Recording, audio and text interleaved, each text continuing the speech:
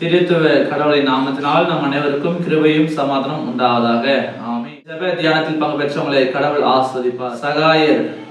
நாம சில நேரத்துல தடுமாறி கீழே விழுந்துடுவோம். அப்ப தடுமாறி கீழே விழும்போது நமக்கு பலமா அடிபட்டுடும். அப்ப அடிப்பட்ட நேரத்துல நம்மால எழுந்திருக்க முடியாத சூழ்நிலைகள் மனுஷ வாழ்க்கையில வருவதுண்டு. அப்படிப்பட்ட நேரத்துல நம்ம மேலே எழுவதற்கு யாராவது நமக்கு உதவி செய்ய மாட்டாங்களா, யாராவது நமக்கு சகாயம் செய்ய மாட்டாங்களா என்று சொல்லி நம்ம யோசிப்போம், சுற்றி பார்ப்போம்.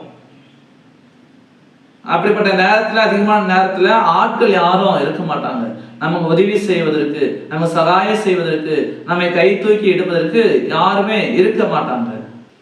அப்படிப்பட்ட சூழ்நிலையில நமக்கு கொஞ்சம் கஷ்டமா இருக்கும்.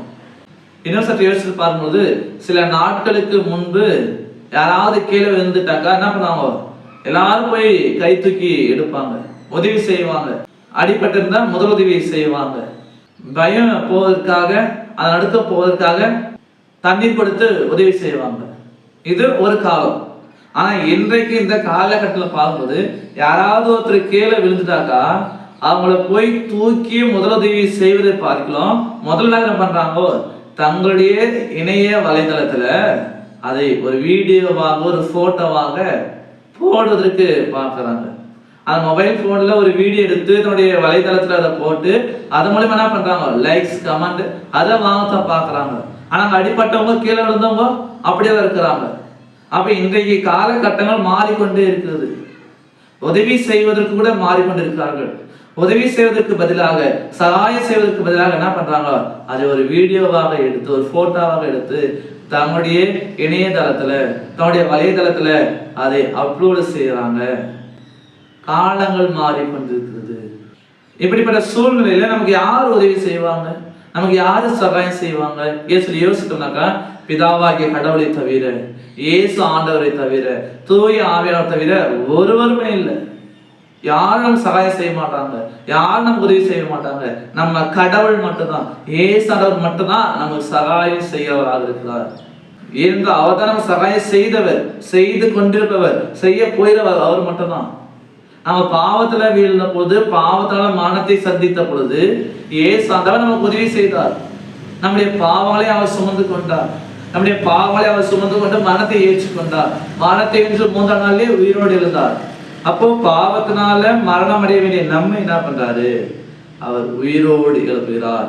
அந்த மரணத்திலிருந்து நம்ம மேலே வருவதற்கு அவர் சகாயம் செய்கிறார். அவர் நமக்கு உதவி செய்கிறார். அவர் நம்ம வாழ்க்கையில இருக்கிறார்.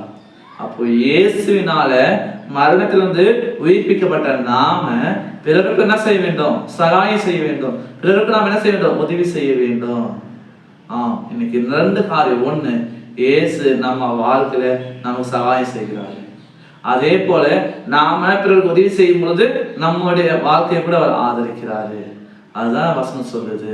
சங்கீதங்களின் புஸ்தகம் 54வது சங்கீதம் 4வது வசனம் இப்படியாக சொல்கிறது, இதோ கடவுள் எனக்கு சகாயர், ஆண்டவரின் ஆத்துமாவை ஆதரிக்கிறவர்களோடு இருக்கிறார்.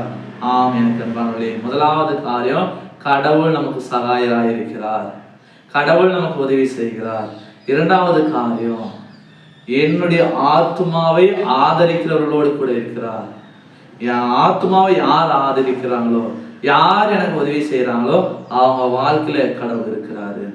அப்போ நாம பிறருக்கு உதவி செய்தோம்னாக்கா, நாம பிறருடைய ஆத்மாவை நாம் ஆதரிக்கிற பொழுது கடவுள் நம்ம வாழ்க்கையில இருக்கிறார். மனம் மாறும், மனம் திருந்துவோம். ஏசு ஆண்டவர் நமக்கு சகாயம் செய்திருக்கிறார், நாமும் பிறருக்கு சகாயம் செய்வோம். ஏசு ஆண்டவர் நம்முடைய ஆத்மாவை ஆதரிக்கிறார், நாமும் பிறருடைய ஆத்மாவை ஆதரிப்போம். கடவுளுடைய நாமத்தை மையப்படுத்துவோம். கடவுள் நம்மை ஆஸ்வதிப்பார். இந்த உலகத்துல இயேசு மட்டுமே நமக்கு சகாயராக இருக்கிறார். அந்த ஆண்டவருக்குள்ளாக தொடர்ந்து நாம் வாழ தூய ஆவியானவர் நம்மை எடுத்துவாராக. ஆமென். எல்லாவற்றுக்கும் மேலான தெய்வீக சமாதானம் உங்கள் இருதயங்களையும் சிந்தனைகளையும் கிறிஸ்து இயேசுவுக்குள் காத்துக்கொள்வாராக. ஆமென். அனைவருக்கும் ஸ்தோத்திரம். கடவுள் உங்களை ஆசீர்வதிப்பாராக. ஆமென்.